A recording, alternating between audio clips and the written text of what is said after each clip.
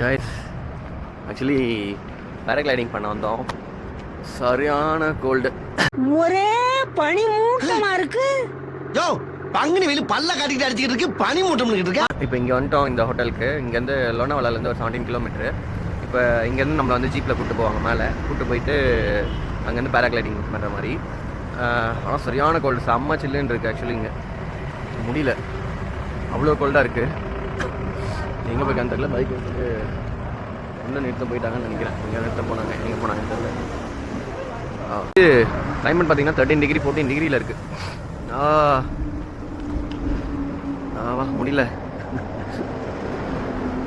செம்ம கோல்டாக இருக்குது. இந்த இங்கே இந்த ஹோட்டலில் இந்த ரங்கோலி இருக்குது இல்லையா, இந்த ரங்கோலி ஹோட்டலில் போய் சாப்பிட்டுட்டு அவ்வளோதான், அப்படியே கிளம்ப வேண்டியதுதான்.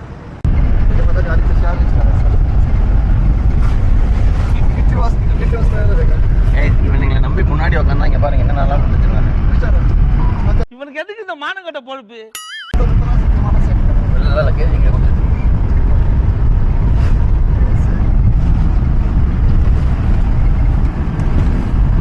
நல்லா ஸ்மால் டாடா போடுறது ஜாலியாக இருக்குது.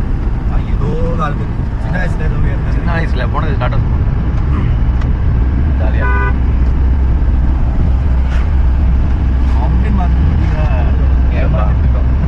ஒரு மாதிரி இருக்காரு. அங்கே போய் பாருங்க, ஏன் அங்கே தான் போகணும்னு நினைக்கிறேன். அதோ அங்கே போய் இல்லைன்னா அத்தனை பேர் பாருங்க மேலே அவ்வளோ பேர் பார்த்துக்கிட்டு இருக்காங்க மேலே.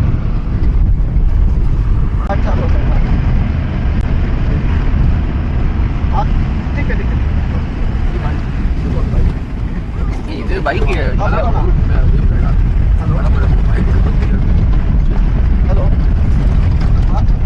बोला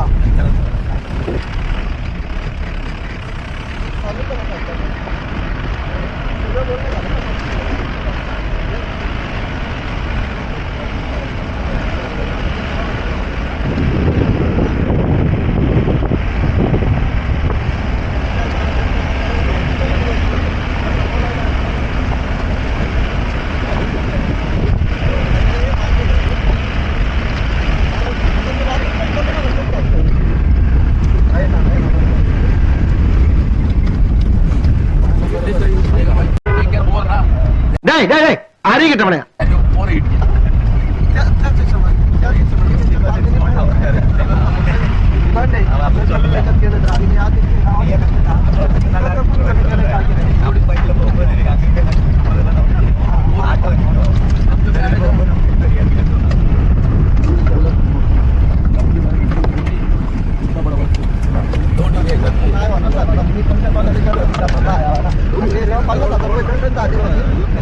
रोड पर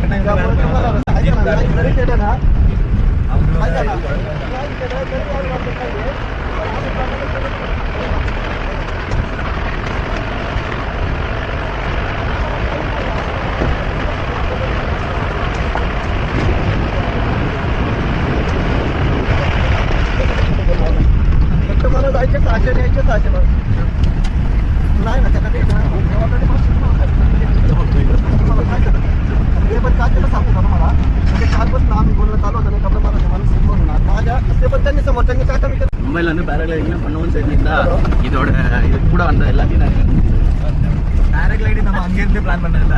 இங்கே அது அங்கே பெங்களூர்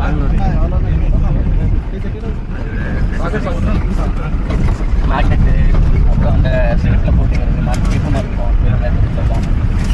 எல்லாம் இருக்குன்னா இந்த ரோட்டில் மாட்டிக்கலாம். அதை எங்கே போட்டு ரெக்கார்டு கொடுப்பாண்டா, அதான் அவங்க கிட்ட கேட்டு வாங்கணும். நம்ம வந்துட்டோம்.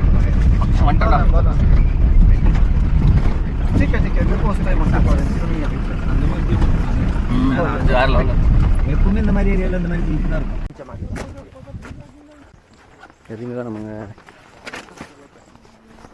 தான் நம்ம பேராகிளைடிங் வந்து கூப்பிட்டு போகிறவங்க. அவங்களோட திங்ஸ் எல்லாம் எடுத்துகிட்டு வந்துட்டாங்க ஜீப்பில். நம்ம அப்படியே ட்ரெக் பண்ணி ஒரு தூரம் நடந்து போயிட்டு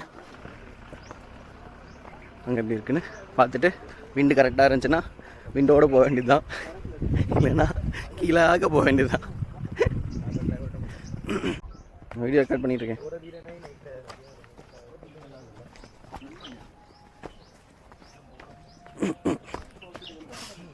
ரூட்டு பாருங்கள், அப்படியே நம்ம கொஞ்ச நேரம் ட்ரெக் பண்ணிவிட்டு அப்படியே போய் அப்படியே நடந்து அங்கே போயிட்டு பேராகிளைடிங் பண்ணுற மாதிரி.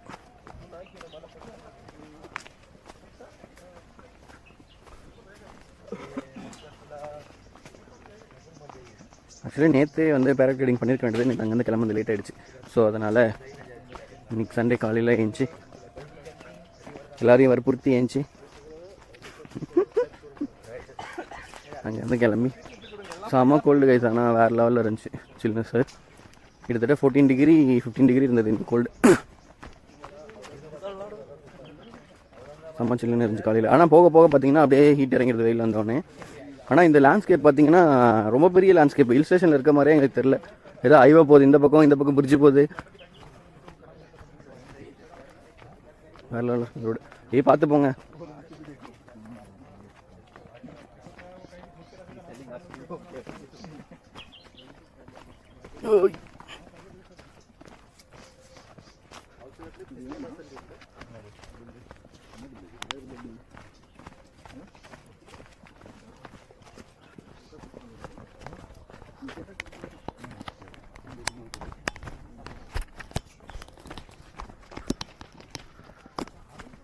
நடந்து போயிட்டு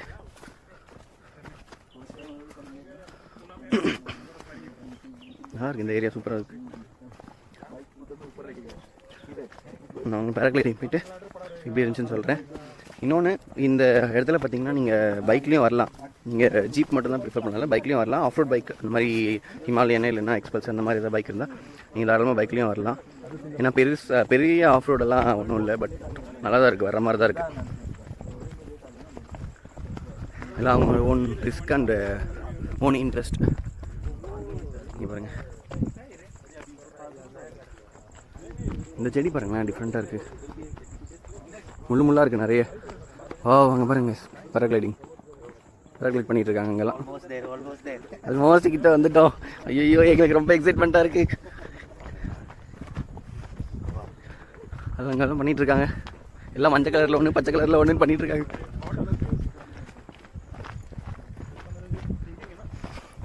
சூப்பராக இருக்குது இடம்.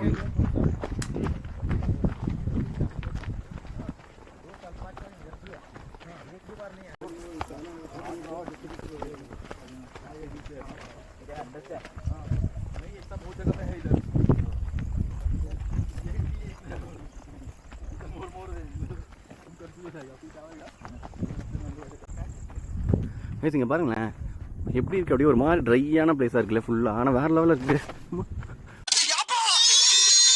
வந்துருப்பேன் நேரத்துக்கு பாருங்கள், வேறு லெவலில் இருக்குல்ல.